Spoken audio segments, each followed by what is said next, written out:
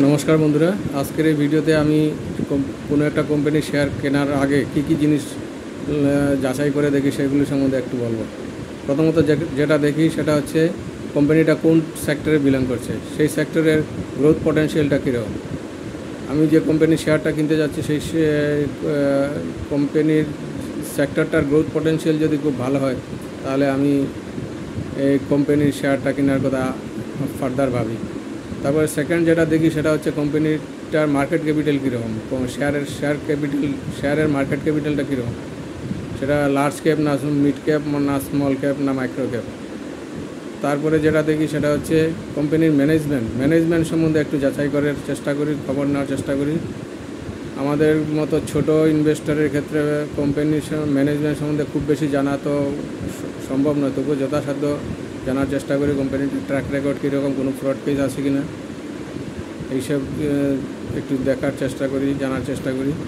তারপরে যেটা দেখি সেটা হচ্ছে কোম্পানিতে ডেট কীরকম, ডেট ইকুইটি রেশিও, মানে কোম্পানি ধার দেনা কীরকম নিয়ে রেখেছে বাজার থেকে, সেটা যাতে ডেট ইকুইটি রেশিও যেন 1 থেকে কম হয়, সেটা দেখি। তারপরে যেটা দেখি কোম্পানির আরওসি ও আরওই কীরকম, শেয়ারটার আরওসি ও আরওই যদি যাতে 15% থেকে বেশি হয়, বিশেষ করে আরওই যদি মানে শেয়ারটাতে যারা ইনভেস্ট করছে তাদের ইনভেস্টমেন্টের উপরে কোম্পানি কীরকম রিটার্ন দিচ্ছে সেটা হচ্ছে আরওই। শেয়ারটার রিটার্ন কীরকম হচ্ছে সেটা হচ্ছে আর রিটার্ন অন ইকুইটি, সেটা যত বেশি হয় তত ভালো। তারপরে যেটা দেখি সেটা হচ্ছে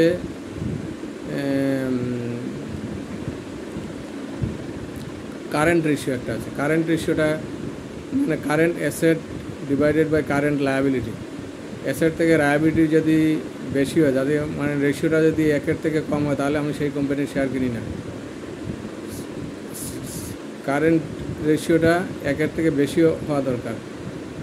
তারপরে যেটা দেখি সেটা হচ্ছে কোম্পানির টপ লাইন গ্রোথ, মানে সেলস গ্রোথটা কীরকম, সেলস গ্রোথটা অ্যাটলিস্ট যাতে ডাবল ডিজিটে হয়। সেলস গ্রোথটা যত বেশি হবে তত ভালো।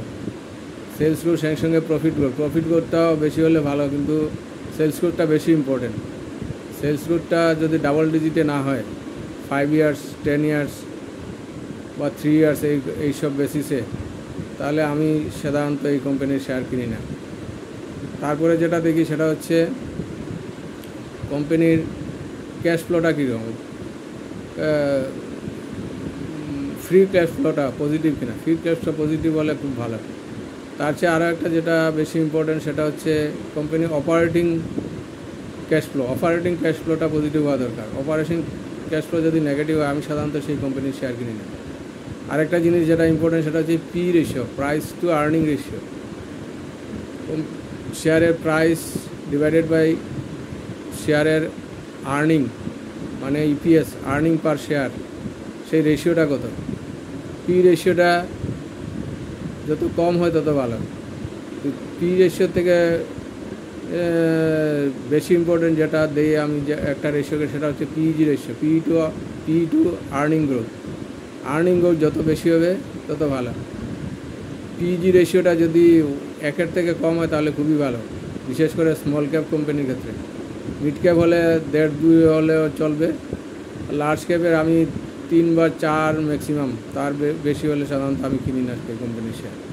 তো এই জিনিসগুলো আমি কোথার থেকে দেখি সেটা হচ্ছে আমি screener.com বলে একটা আছে ওয়েবসাইট, সেটাতে আমি সাবস্ক্রাইব করে রেখেছি, সেখান থেকে আমি সব জিনিসগুলি দেখতে পারি।